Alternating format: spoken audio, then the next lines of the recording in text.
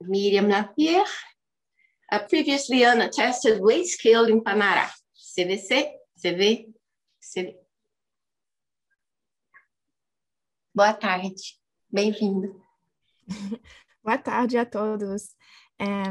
Então, eu estou deixando aqui no chat um link com o handout para vocês poderem seguir ao seu passo. Eu vou projetar aqui. E eu vou fazer a palestra em inglês. Então, dá para todo mundo ver? Vocês conseguem ver agora? Sim. Obrigada. Tá tudo certo. Okay. So today I'll be talking about Panãra, which is the CVE language of Brazil that exhibits a weight scale that runs counter to a widely accepted weight scale universal. So this weight scale is presented in 1, where syllables with codas as well as syllables with complex onsets both universally pattern as heavier than codaless syllables. Sorry, in Panãra, syllables with codas as well as syllables with complex onsets both pattern as heavier than codaless syllables, even when the nucleus vowel of that syllable is long. So that's the weight scale in 1. And this runs counter to the universally believed weight scale in 2, where long vowels always pattern as heavier than VC rhymes. And there's also been discussion in the literature of weight-bearing onsets, but this evidence isn't unequivocal, and it's never been claimed to pattern as heavier than syllables with long vowels. So the evidence that I present for this in Panãra comes from minimal word requirements that trigger word initial E vowel epenthesis. And the requirements are that CVC and CCV roots are both considered heavy and don't trigger word initial E epenthesis, but in comparison, CVV and CV roots are both considered subminimal and do trigger epenthesis. So Panãra is a CVE language that's spoken at the border between the Brazilian states of Pará and Mato Grosso. So it is west of the Xingu, as you can see in the zoom in here. This is the Panãra indigenous land, and Panãra currently has about 700 speakers. So the language exhibits a relatively small consonant inventory, which you see in table 1. So crucially, we have 4 places of articulation, and then we have obstruents, both singleton and geminate, and nasals, singleton and geminate. And Panãra also exhibits post-oralization of singleton nasal consonants. So m, n, n, ng are realized as mp, nt, ns, nk before a phonemically oral vowel or any one of these approximants in a cluster. So while I assume that these are allophones of simple nasals, for the sake of simplicity in this talk, I'm going to notate them in slashes. So the vowel inventory then is very large with 28 contrastive phonemes that include oral, nasal, and short and long vowels. And the syllable template for reference is maxillary CCVC with a long vowel. So I'll give you some background on stress, which is going to be important for you to be able to evaluate the data that I'll present in the next section. So Panãra exhibits a pretty typical South American stress system, which is weight insensitive and has stress oriented toward the right edge of the word. There's at most 1 stress per word, so that means no secondary stress, and stress is always on the ultimate or the penultimate. So there are actually words that look like minimal pairs that are surface minimal pairs, like sati, fox, and sati, which means stuff. An example of a trisyllabic word with final stress is Kotiko, which is the name of a village, and penultimate stress would be aprempi, which means picture, or ghost, or spirit. So stress is weight insensitive in that long vowels never attract stress, and stress always falls on the last syllable that contains a vowel that's present in the underlying representation. If the last vowel of the word is epenthetic, then stress is penultimate, and penultimate stressed vowels are always long, which is the only place in Panãra grammar where short and long vowels are neutralized. So to give you an example of a word with a heavy syllable that doesn't receive stress next to a light syllable, you get the words pincon and puntue, where you have a non-heavy syllable at the end receiving stress. Okay, so let's jump into the puzzle. So Panãra has 2 patterns of E vowel epenthesis. The first is root final, and the second is word initial. So I'll start with the root final vowel epenthesis process. So in word final positions, codas may only be nasal. So you get words like kang, basket, piang, which means what. But obstruent final and approximant final words are unattested. So for morphemes that do end in an approximant or singleton obstruent, these always surface with a final epenthetic vowel. So we get the root tep, which surfaces as tepi in isolation, and the root bud, which means tree, which always surfaces as puri in isolation. But if you attach these same morphemes to the left of another morpheme that begins with a singleton obstruent, you get gemination. So compare 4a to 5a, where you get tekke for fish scale, and compare 4b to 5b, where you get sapio for the word nothing. And in comparison, when you have a root final vowel that's present in the underlying representation, these aren't deleted in the same way. So the word satipan, which means small fox, and swakonke, koari skin, retain their underlying vowels on the surface. All right, so let's jump into the pattern of word initial vowel epenthesis. So Panãra exhibits word initial e epenthesis, like in the examples in 7, impa, inta, itu, ipe. And this word initial e vowel was previously analyzed as a third person relational prefix by Dourado, but this third person possessive prefix has faces some obvious challenges. Among them, if you look at the examples in 7b and 7d, you can see that E actually occurs on semantically non-possessible nouns like rain and foreigner. So this word initial E is not observed when the root attaches to the right of a morpheme that ends in a vowel. So for example, in 8a, you have a word initial E epenthesis, inna, which means fat. But if you attach this morpheme right after a morpheme that ends in a vowel, like inkya, you get inkyanna, and you don't get the initial E epenthesis. And then you get the same thing with the pattern in 9. So I argue here that the presence or absence of word initial E is totally predictable from phonological properties of the words in which it occurs. So I argue that epenthesis is conditioned by whether or not a root or stem initial consonant is long, meaning it either has an initial geminate or a post-oralized NT. And also follows requirements relating to word minimality based on the scale in 10, where disyllables are heavier than both CVC and CCV, which are in turn heavier than both CVV and CV. So now I'm going to describe the pattern of epenthesis, word initial epenthesis, for monosyllabic, disyllabic, and polysyllabic stems. So in monosyllabic stems, in some of them, E epenthesis is optional. So when the underlying root is either CV or CVV, the roots can optionally surface with E epenthesis. So for CV, you get variation between tu and itu, which means stomach, pa and ipa, arm. And same thing with the long vowels, you can get pa, which means foot, or ipa, which means foot.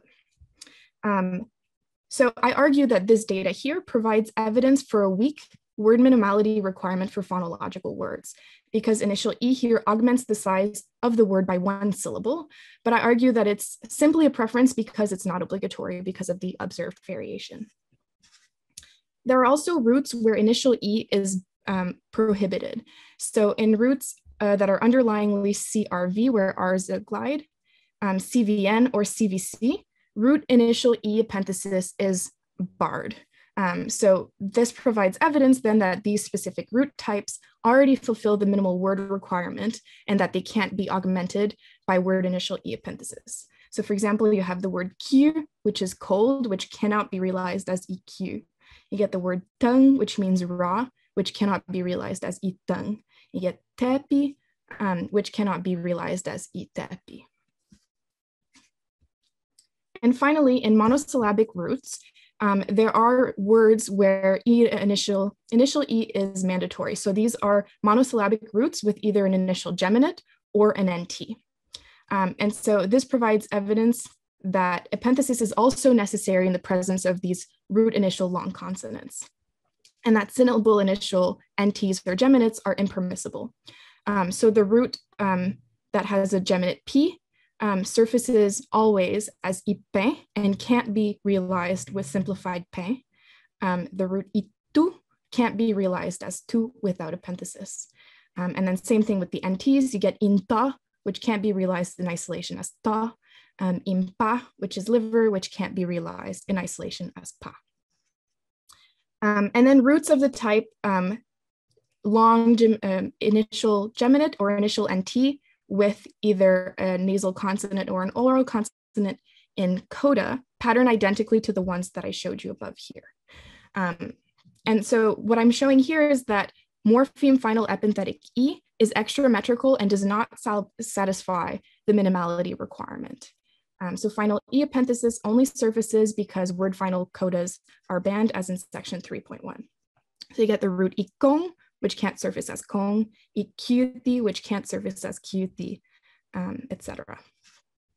So to give you a brief summary of the monosyllabic roots, in examples 11 and 12, E is optional because it resolves the preference for a minimal phonological word, but there's no root initial consonant to repair.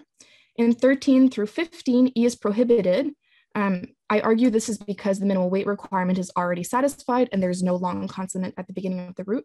And in 16 to 21, initial E is obligatory because it provides a solution to two problems at once. It avoids a sub-minimal phonological word and it avoids an impermissible syllable initial geminate or NT. Okay, so moving on to the pattern of disyllabic stems, which is a little bit more simple than the monosyllabic stems. So in many disyllabic stems, epenthesis is prohibited. So in an underlying disyllabic stem with an initial singleton consonant, E initial epenthesis can't occur. And I argue that this is because the minimal weight requirement is already met and there are no initial long consonants. So the word for fox is sati and can't surface as isati. And the pattern follows for all the other examples here in 22. Now, for roots that have disyllabic roots that have an initial long consonant, either geminate or an NT, E epenthesis is optional. And so I argue that this is because there's a preference for maintaining the identity of stem initial long consonants, but the variation, and there's variation between geminate simplification or epenthesis. So for the word closed, you can get penka or ipenka. For some very small misangas, you can say ntapan or intapan, with or without E epenthesis. How am I doing on time? You still have time, go on. Okay, all right. So I'll talk briefly about polysyllabic stems. The pattern is very, very similar to the pattern for disyllabic stems. In underlying polysyllabic stems with an initial singleton consonant, E initial epenthesis can't occur, which is exactly what I just showed you above. But there is one main difference between disyllabic and polysyllabic stems, which is this: the frequency of word initial E epenthesis and geminate and NT initial stems seems to decrease as the number of syllables in the stem increases. So the same morpheme triggers word initial E epenthesis at a lower rate in a trisyllabic stem than in a disyllabic one. So for example, the morpheme inko, water, which surfaces with epenthesis in isolation, it triggers word initial E epenthesis more often in the compound in 26A, kompu or inkompu, water bottle. So this is a disyllabic stem, compared to the example in 26B, which is a trisyllabic stem, koyako or inkoyako. So the point is that we get initial epenthesis more frequently in 26A than 26B, and this correlates with the number of syllables in the stem. Okay, so to provide a brief summary of the data that I presented, so in monosyllabic roots that begin with initial long consonant, either a geminate or an NT, epenthesis is obligatory. In monosyllabic roots with no initial consonant, long consonant, so CV or CVV, epenthesis is optional. And same thing in polysyllabic roots with an initial long consonant, epenthesis is also optional in these cases. In monosyllabic roots that are either CRV or CVC, epenthesis is prohibited. And in polysyllabic roots with no initial long consonant, epenthesis is also prohibited. So what I argue is that initial E epenthesis is conditioned by two factors: whether the stem initial consonant is long and whether the root is subminimal. If both requirements are met, epenthesis is obligatory. If one of the requirements is met, epenthesis is optional. And if neither requirement is met, epenthesis is prohibited. All right, for a brief conclusion. So taken together, the data that I showed you of word initial E epenthesis in Panãra suggests that there is a minimal word preference, which is governed by this weight scale here, where disyllabic roots are heavier than both CVC and CCV roots, which are both in turn heavier than CVV and CV roots. So crucially, the point here is that vowel length doesn't play any role in this weight scale. And syllables with codas, as well as syllables with complex onsets, both pattern as heavier than codaless syllables in Panãra. And this weight scale is previously unattested and counters the commonly believed language universal in 28, where long vowels always pattern as heavier than syllables with short vowels and codas. So evidence for weight scales is often based on patterns of stress sensitivity to different types of syllables, but there have been slightly different scales that have been presented based on different diagnostic phenomena. So for example, minimal word, tone-bearing units. But that said, these scales largely converge. The closest pattern that I was able to find in the literature is a minimal word requirement of CCV or CVC, so the Panãra pattern matches the one observed in Czech, so and Kashuyana, as detailed by Gordon's very extensive typological survey on weight. But unlike the three examples that I give here of word minimality, the evidence from Panãra comes from a word minimality preference rather than a strict requirement, because CV and CVV roots can optionally surface without initial E epenthesis. And then finally, an additional ramification of this analysis is that the case for relational prefixes in Panãra is weakened. So I show that what Dourado called a relational prefix is in fact an epenthetic vowel. Thank you. And thank you to a lot of people who are present here today and who have given me feedback on this work at various stages, but most importantly to the Panãra and all of my collaborators. There are so many of them, I can't list all of them here.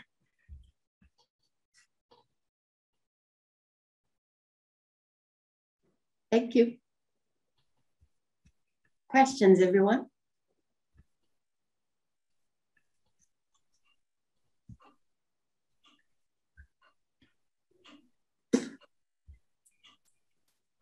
Lena is applauding you, but I don't think she has a question. Do you have a question, Lena? I think I see some hands up. Okay, I see them now. Jorge, Cláudio, let me see who else. Oh, sorry. Jorge, Nicolini. Acho que é outra ordem, não? Sorry. Ricardo Bermúdez primeiro, Sebastian, Spike, Jorge, Nicolini, Analia. Essa é a ordem. Thank you. Yes. Pessoal, pode seguir. Muito obrigada, Bruna, pela ajuda. Ricardo. Okay, thank you. This is really fascinating work. And I was wondering what evidence you might have on the status of clusters in the language, apart from the epenthesis of E before geminates and post-oralized nasals. I ask this because there are languages, Arabic dialects are good examples, and some Slavic languages are good examples as well, in which the claim has been made that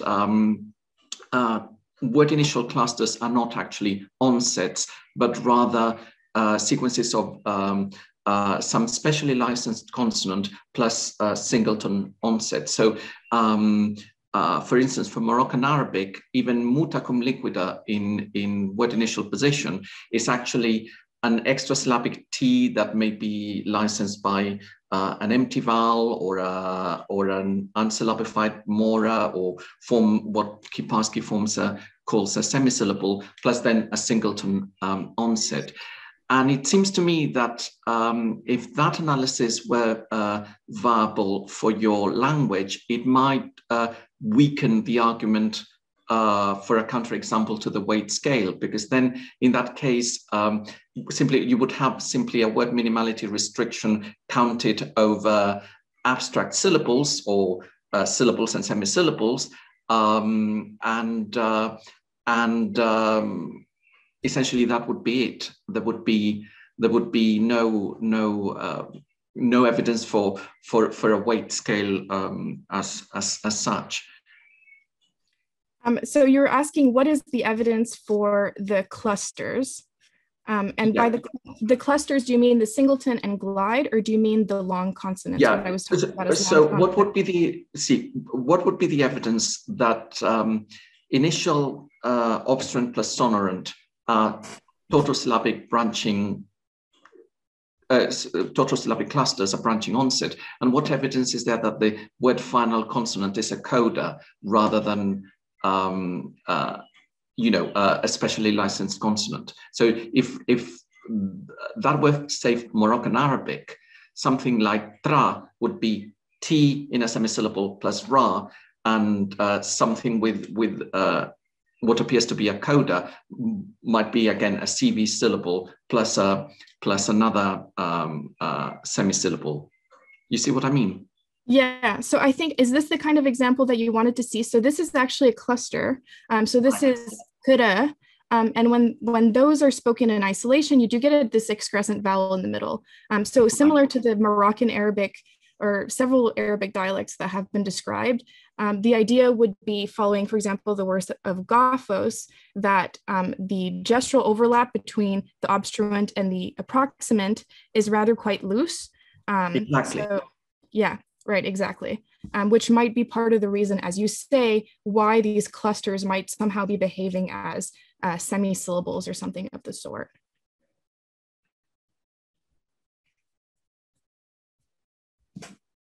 I mean, that's it. Yeah. Aqui pela ordem, acho que So you're ahead of the game. You're on the case, so that's it. Yeah. Thank you for your comment, though. That is, I think, a really important data point, as you mentioned. Okay. Then we have Jorge, Nicolin, Analia, Sebastian, and Spike. I think it's Sebastian, Spike, me, Nicolin, and Analia. I'm just going by the participants, which I'm thinking are being reordered if we did it in order. So I think it's Sebastian, then Spike, then me. We should stop wasting Miriam's time. Yeah. So thanks a lot. This was really fascinating. My question goes in a similar direction to the last one. Your CCV cases, the second C is what you describe as a glide. Have you considered that being actually underlyingly a different vowel, so that would be disyllabic words? Your case would still stand for long consonants and so forth, but I see that you have W, J. The case for R is, of course, a little bit more complicated to see that as a vowel, but you cited that a similar case is exactly Czech, which is famous for its vowel or its syllabic R. So perhaps those glides could be seen as underlying vowels. What do you think? Yeah, so I think that's what I was going to say. So that could work for W and Y. As you say, the case is a little bit harder for the flap, but I think that the pattern aligns with basically what Ricardo was saying just now, right? And there is a vocalic element that's perceptible there, and so there could be an analysis for some kind of vocalic element that's present in there, and I've actually argued that in some of my own work, co-authored with some people here. If anybody would like the reference, I'm happy to share it. But we've argued that basically that vocalic element is an excrescent vowel. And so, yes, so I agree with part of what you're saying.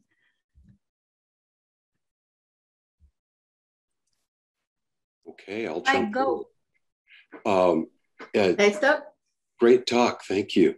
I'm interested in two things briefly. One is, how did you measure the frequency of initial E epenthesis? You mentioned that one is greatly more frequent than the other. Could you talk about your methodology for getting the frequency numbers? So Spike, I wish I could tell you that I had counted this with, actual numbers and math. I didn't. I counted this with my intuition after having spent 7 years doing field work in the community. And so these are intuitive patterns.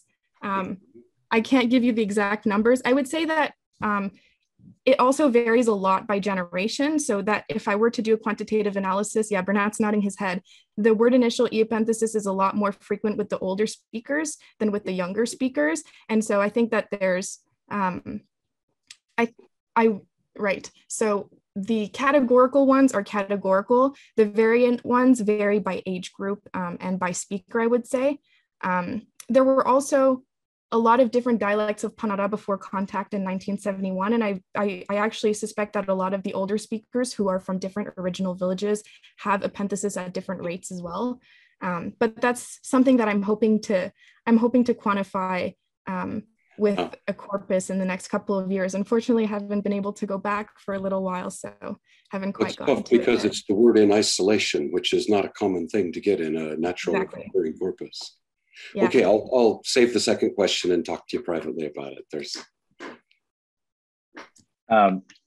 Thank you, Miriam. That was really interesting. I'll push the question in a different direction. So I think what you presented has important implications for how the language would be written. And I was wondering whether you have considered the implications of your analysis for the writing system of Panãra and how people, whether you were represented or not represented, and how the school teachers do it and that kind of thing. Yeah, definitely. And I think that actually, well, part of my intuition is based on me talking extensively, doing literacy workshops with speakers of the community and them telling me about their intuitions about how to write the language, which is how we write the language based on their intuitions. And so again, the case for clusters for the consonant, glide, vowel words, those people will almost systematically write as consonant, glide, vowel. And every once in a while, someone's like, isn't there maybe an E before the R? And they're like, no, that's not a real E. No, we shouldn't write it. And so, yeah, but in comparison, the word final epenthesis all the time, always there. We don't write the penultimate lengthening. So the lengthening contrastive long vowels, they're really, really good at hearing the difference between pa and pa, but long vowels that arise from penultimate lengthening, they never write, and they don't really perceive them either. So we don't write the long vowels there. Yeah, I hope that answers in part your question, Jorge. Thank you.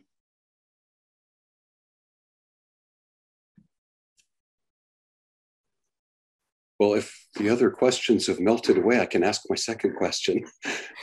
Is there, am I being greedy? Okay, I don't see other hands. Please carry on.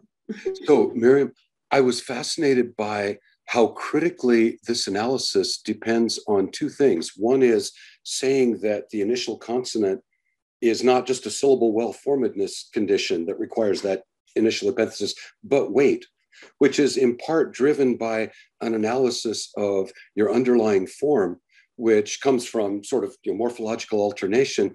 But in fact, it's in contrast to a surface form that already has two syllables, especially for the CVC, that never surfaces as CVC. It either surfaces as ECVC or CVCE, which is to say it's not clear that this is a weight phenomenon necessarily. I'm curious to what extent this analysis is heavily dependent on a particular underlying form, or whether if you just look at the surface, they're all bisyllabic already. Well, so I think was Jorge or somebody else just made this comment earlier. It is true in isolation that they always surface with the epenthesis, but rarely do people speak in disconnected speech, right? So when people are making sentences, most of the time they actually end up surfacing without epenthesis. And so what are you considering to be the underlying form, the carefully pronounced isolation form or probably the most frequent form to surface in actual naturalistic speech. And so whenever you have morpheme compounds, those epenthetic vowels do go away, or go away. They actually aren't added, rather, right? I argue anyway. Right. So I hope that touches on what you were saying. And Andrea and Alia, if you have any other comments that you want to send me, I'm happy to talk after this.